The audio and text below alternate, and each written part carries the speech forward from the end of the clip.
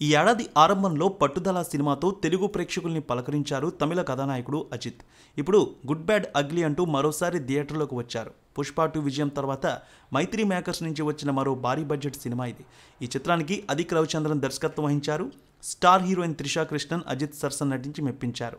చాలా కాలం తర్వాత మళ్ళీ ఈ జంట కలిసి వెండితెరపై కనిపించడంతో ఫ్యాన్స్ ఫుల్ ఖుషి అవుతున్నారు. ఈ సినిమా మొదటి రోజు నుంచి థియేటికల్ రిలీజ్లో మంచి రెస్పాన్స్ సంపాదించుకుంది.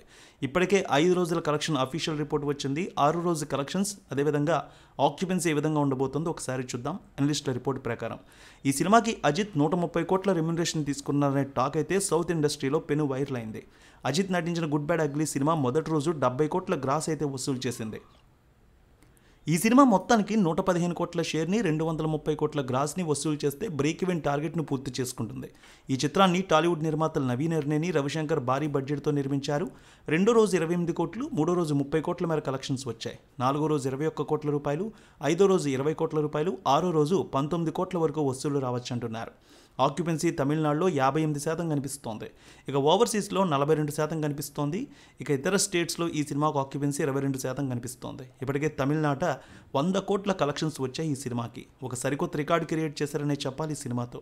స్టోరీ వైజ్ చూస్తే AK alias red dragon Ajith ప్రపంచంలో పేరు మోసిన గ్యాంగ్స్టర్.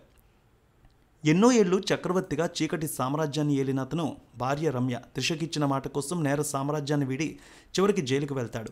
17 ఏళ్లు జైలు జీవితం గడిపిన తర్వాత బయటకు రాగానే తన కుమారుడు విహాన్ కార్తీక్ దేవుని చూసేందుకు భార్యతో కలిసి స్పెయిన్కు వెళ్లేందుకు సిద్ధమవుతాడు. ఈలోపు ఏకేపై ఒక గ్యాంగ్ దాడి చేస్తుంది.